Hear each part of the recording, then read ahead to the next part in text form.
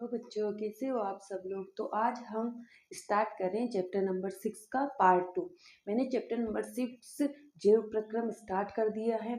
इसके पहले पार्ट 1 में इससे जो पहले वाले नोट्स है वो सारे इसमें कंप्लीट करवा दिए हैं।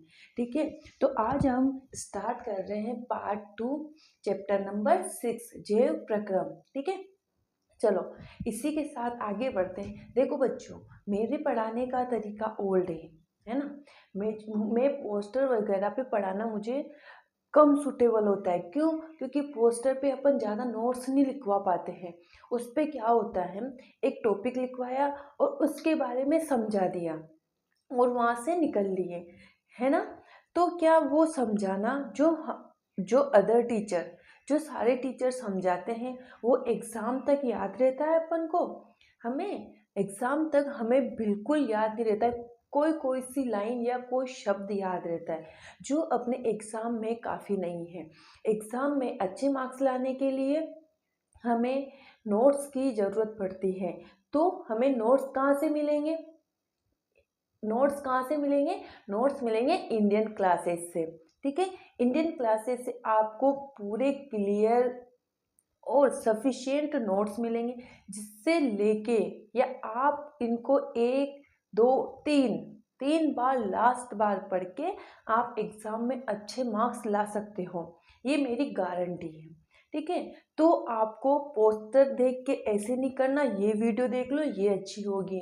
तो पोस्टर वाली वीडियो सिर्फ ये है कि एक टॉपिक समझाती हैं और वहाँ से निकल लेते हैं। उनका मोटिवेशन ये रहता है कि बस हमारी वीडियो चले। उनको ये नहीं पता होता है कि बच्चों को कैसे नोट्स बना के दें जो एग्ज़ाम में लिख पाए। तो आज अपन उसी उसी को ऐसे ना करते हुए नोट्स बनाएंगे, साथ में समझेंगे भी। ठीक है, तो अपन को हमें क्या करना है, इंडियन क्लासेस को सब्सक्राइब करना है, वीडियो को लाइक करना है, तभी अपन को ये नोट्स मिल पाएंगे, है ना। तो आज हम इसी के साथ आगे बढ़ते हैं चैप्टर नंबर 6 पार्ट 2। मैंने पार्ट 1 में इससे पहले जैसे जीव क्या होते हैं, सजीव क्या होते हैं, निर्जीव क्या होते हैं, सजीवों के क्या लक्षण हैं कि वो निर्जीव से अलग होते हैं, है ना। सजीव और निर्जीव में क्या अंतर है? सजीव और निर्जीव में क्या अंतर है कि वो सजीवों की कैटेगरी में ना आके निर्जीवों की कैटेगरी में आते हैं। देखो, जीव अपना भोजन कैसे प्राप्त करते हैं, भोजन के आधार पर कितने प्रकार के जीव होते हैं, ये सारी चीज़ें मैंने पार्ट 1 में कंप्लीट करवा दी हैं। तो पहले आप पार्ट 1 जाके देखना, ठीक है, देन पार्ट 2 पे आना। तो इसी के साथ आप हम आगे बढ़ते हैं। मानव पाचन तंत्र। देखो, मानव पाचन तंत्र, पाचन तंत्र से क्या समझ में आ रहा है? तंत्र तो एक सिस्टम हो गया। देखो, तंत्र तो एक सिस्टम हो गया, है ना। मैं कहूँ तंत्र, तंत्र को इंग्लिश में क्या बोलते हैं? सिस्टम। सिस्टम हो गया तंत्र। तो अब मानव पाचन, जो हम भोजन ग्रहण करते हैं, जो हम भोजन ग्रहण करते हैं उसको क्या अपने शरीर में वैसे ही अवशोषित हो जाता है? तो इसका मतलब है, मतलब ऐसे बोल रही हूँ मैं कि जैसे भोजन है, अपन ने कार्बोहाइड्रेट, वसा, प्रोटीन, विटामिन आदि ग्रहण किए, है ना। तो अपन क्या विटामिन प्रोटीन इसी के रूप में ग्रहण करते हैं क्या? नहीं करते हैं। अब जो हम रोटी खाते हैं उसमें क्या क्या होता है? कार्बोहाइड्रेट होता है, चावल में कार्बोहाइड्रेट उपस्थित होता है। तो जो भोजन हम ग्रहण करते हैं वो उसी तरीके से हमारे शरीर में अवशोषित नहीं होता है। हमारे शरीर में ऐसे कई सिस्टम होते हैं जो उनको टुकड़ों में तोड़ते हैं, जटिल कार्बनिक पदार्थों को सरल कार्बनिक पदार्थों में परिवर्तित करते हैं। तो आइए वही पढ़ते हैं कि मानव पाचन तंत्र में ऐसे कौन कौन से सिस्टम होते हैं जो हमारे भोजन को सरल कार्बनिक पदार्थों में तोड़ने का काम करते हैं और हमें या हमारे शरीर को ऊर्जा प्रदान करते हैं।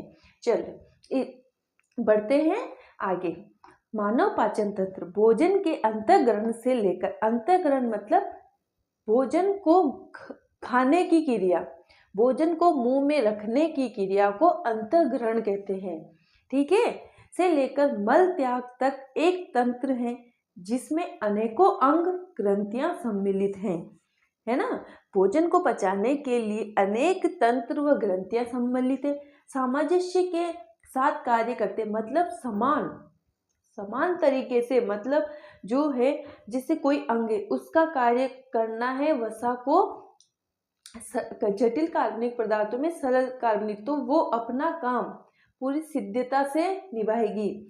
ये पाचन तंत्र कहलाता है। ये डेफिनेशन याद कर लेना, ये डेफिनेशन बहुत पूछी जाती है। आप मेरे साथ साथ नोट्स बनाते चलो, तो आपको क्या होता है, बहुत से बच्चे करते बाद में बना लूंगा, बाद में बना लूंगा, बाद में क्या होता है अपन एग्जाम आ जाते हैं और नोट्स बना ही नहीं पाते हैं, और अपने ऊपर बर्डन इतना होता है कि हम ढंग से पढ़ भी नहीं पाते।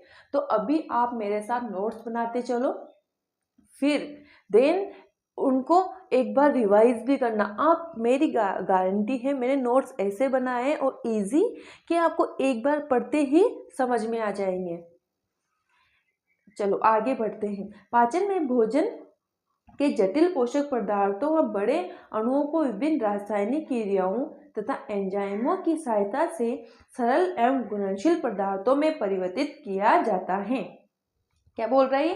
पाचन में भोजन के जटिल पदार्थों एवं बड़े अणुओं को किसके द्वारा? रासायनिक अभिक्रिया, मतलब केमिकल रिएक्शन, जिससे अपने यकृत में क्या होता है, HCl होता है, हाइड्रोक्लोरिक अम्ल होता है, या ये क्या करता है, एक एंजाइम का श्रावण करता है जो हमारे भोजन को पचाने में सहायक होता है। तो ऐसे एंजाइम रासायनिक अभिक्रियाएं हैं जो हमारे भोजन को जटिल व बड़े अणुओं को छोटे अणुओं में या ऊर्जा के रूप में परिवर्तित करती हैं। सरल छोटे एवं घुलनशील पदार्थों में परिवर्तित किया जाता है। पाचन तंत्र निम्न दो रचनाओं से मिलकर बना होता है, आहार नाल और पाचक ग्रंथियां। अब आहार नाल क्या होती है? जैसे ही अपन मुख में भोजन रखते हैं तो वो हमारे आहार नाल के थ्रू ही हमारे स्टोमक में पहुंचता है। आहार नाल के थ्रू जो हमारे यहाँ गर्दन के यहाँ पे जो लंबी होती है ना, उसी को बोलते हैं अपन आहार नाल। आहार नाल क्या होती है? मनुष्य की आहार नाल लंबी कुंडलित एवं पेशीय संरचना है जो मुंह से लेकर गुद्दा तक फैली रहती है। मनुष्य में आहार नाल लगभग 8 से 10 मीटर लंबी होती। कितनी मीटर लंबी होती है? 8 से 10 मीटर लंबी होती है। आहार नाल के प्रमुख अंग निम्नलिखित है। अब आहार नाल को भी कितने भागों में बांटा गया? सबसे पहले आता है मुख, ग्रसनी, ग्रास नली, अमाशय, छोटी आंत और बड़ी आंत। ठीक है, तो ये नोट्स मेरे साथ साथ बनाते हुए चलना है, आपको आलस बिल्कुल नहीं करने हैं। चलो आगे, इसी के साथ आगे बढ़ते हैं। सबसे पहले आता है अपना मुख। मुख क्या होता है ना? मुख दो गतिशील पेशीय होठों के द्वारा घिरा होता है, जिन्हें ऊपरी होठ व निचला होठ कहते हैं। मुख गुहा में खुलता है। भोजन को हाथों द्वारा निवाले के रूप में मुख में रखा जाता है। समझ में आ गया? मैंने आपके लिए इतने इजी नोट्स बनाए कि मैं आपको गारंटी के साथ बोल रही हूँ, आप एक बार पढ़ो इनको। एक बार पढ़ने के बाद आपको लगेगा कि हाँ ये नोट्स है। ओके, चलो हम आगे बढ़ते हैं। अगला आता है अपना ग्रसनी में किसी भी प्रकार का पाचन नहीं होता। ये भोजन को ग्रसिका में भेजने का कार्य करती है।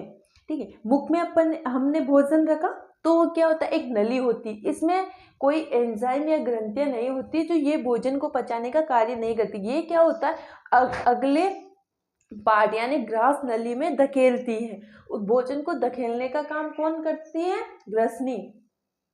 अगली आती है अपनी ग्रास नली। यह ग्रसनी को अमाशय से जोड़ने का कार्य करती है और अंत में अमाशय में खुलती है। अब फोर्थ है अपना अमाशय भोजन को पचाने का कार्य करता है। क्या होता है, सबसे पहले मुख में भोजन रखा, मुख में भोजन रखते कहाँ पहुंचेगा? वो ग्रसनी में पहुंचेगा। ग्रसनी उसको धकेल के ग्रास नली में पहुंचाएगी और ग्रास नली में उसका कुछ पाचन होकर अमाशय में जाएगा। अमाशय में भोजन को पूरी तरीके से पाचित कर दिया जाएगा, फिर वो पहुंचेगा छोटी आंत में। इस अमाशय छोटी आंत में खुलता है। इस भाग में भोजन का सर्वाधिक पाचन व अवशोषण होता है। छोटी आंत में क्या होता है, जो अमाशय ने भोजन पचाया वो छोटी आंत में पहुंचेगा। छोटी आंत में पहुंचने के बाद जो भी अब कार्बोहाइड्रेट, वसा, प्रोटीन, विटामिन जो भी हमने भोजन के रूप में ग्रहण किया वो छोटी आंत में पूरी तरीके से अवशोषित हो जाएगा, और जो मल के रूप में पदार्थ निकलेगा वो बड़ी आंत में ट्रांसफर कर दिया जाएगा। तो हमारे शरीर में सबसे ज़्यादा अवशोषण किस भाग में होता है? छोटी आंत में होता है। बड़ी आंत में क्या होता है? इसका मुख्य कार्य जल, खनिज, लवणों का अवशोषण कर अपचित भोजन को मल द्वार से उत्सर्जित करता है। बड़ी आंत क्या होती है? देखो, छोटी आंत में कार्बोहाइड्रेट, वसा, प्रोटीन का अवशोषण होता है। बड़ी आंत क्या करती है? जल व खनिज लवणों का अवशोषण कर अपचित जो भोजन होता है उसे मल द्वार से उत्सर्जित कर देती है। अब देखो, अमाशय में अम्ल की भूमिका। अब अमाशय में भोजन का पाचन कैसे होता है? इसमें कौन कौन से अम्ल पाए जाते हैं जो हमारे भोजन का पाचन करती हैं? अमाशय में उपस्थित जठर ग्रंथियां द्वारा HCl स्रावित होता है। यह अमाशय में अम्लीय माध्यम बनाता है, एसिडिक माध्यम बनाता है। HCl भोजन के साथ आए जीवाणुओं को नष्ट करके भोजन को सड़ने से बचाता है, जिससे हमारे शरीर में बहुत सी बार एसिडिटी हो जाती है। एसिडिटी किसके कारण होती है? HCl के कारण। हमारे शरीर में अमाशय द्वारा HCl का निष्कासन किया जाता है, परंतु HCl का ज़्यादा मात्रा में, देखो कोई भी चीज़ का आवश्यकता से अधिक मात्रा में, हम जैसे भोजन खाते हैं, हमने 4 रोटी खा ली, 4 रोटी की जगह आप 8 रोटी खा के देखो, हमारा शरीर एक्सेप्ट नहीं करेगा। उसी प्रकार अमाशय में HCl की मात्रा सिक्रेट होती है। HCl की लेवल जहाँ तक हमारा शरीर सहन करता है, अगर उतनी मात्रा हो तो हमारा शरीर अच्छे से कार्य करेगा, लेकिन HCl की ज़्यादा मात्रा होने पर हमारे शरीर में एसिडिटी होने लगती है। अब आता है अपना पाचक एंजाइमों का कार्य। एंजाइम कार्बनिक जैव उत्प्रेरक हैं जो विभिन्न जैव रासायनिक क्रियाओं की दर बढ़ा देते हैं।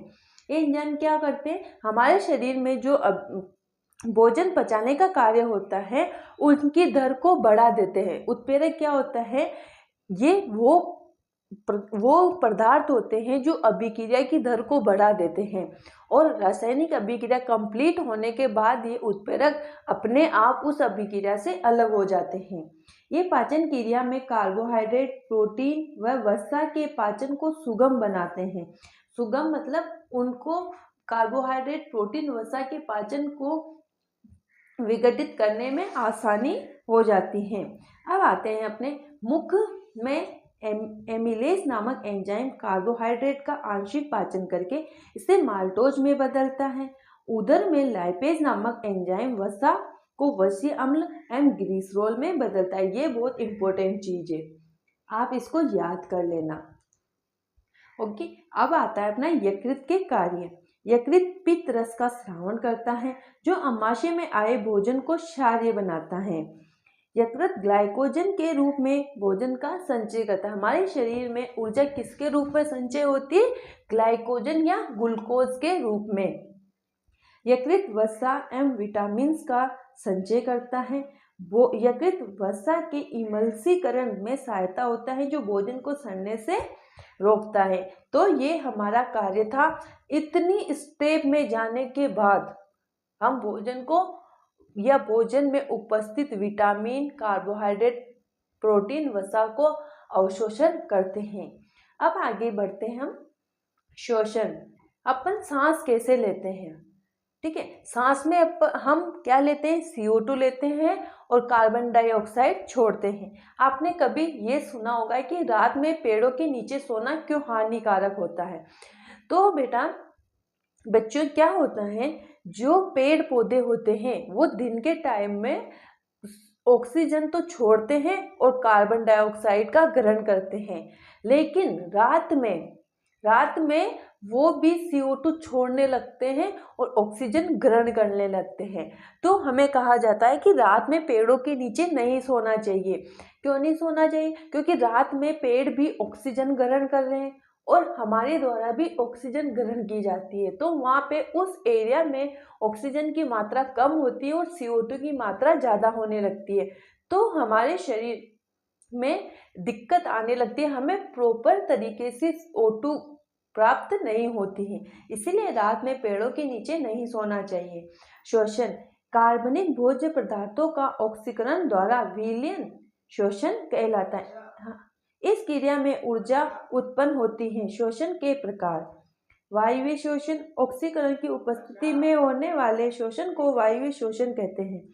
देखो, वायवीय शोषण अधिकांश प्राणियों पादपों द्वारा संपन्न किया जाता है। इस प्रक्रिया में ग्लूकोज का पूर्ण विघटन होकर CO2 जल ऊर्जा का निर्माण होता है।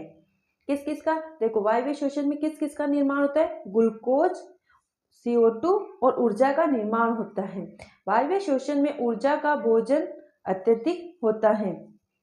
मोचन है, मतलब जो वायवीय शोषण होता है उसमें सबसे ज्यादा किस रूप में अपन को ऊर्जा मिलती है, ATP के रूप में। ग्लूकोज कोशिका द्रव्य में ग्लाइकोलाइसिस, पाइरूवेट ये रूम होते हैं, है ना। माइटोकॉन्ड्रिया ऑक्सीजन की उपस्थिति में अपन को CO2, H2O और 38 ATP मिलती है। ओके, अब आता है अपना अवायवीय शोषण। अवायवीय शोषण, ऑक्सीजन की अनुपस्थिति में होने वाले शोषण को अवायवीय शोषण बोलते हैं। वायवीय शोषण तो अपना ऑक्सीजन की उपस्थिति में होता है, जबकि अवायवीय शोषण ऑक्सीजन की अनुपस्थिति में होता है। शोषण को अवायवीय शोषण, इसके द्वारा भोज्य पदार्थों का अपूर्ण ऑक्सीकरण होता है और इसमें अपेक्षाकृत कम ऊर्जा उत्पन्न होती है। वायवीय शोषण की अपेक्षा अवायवीय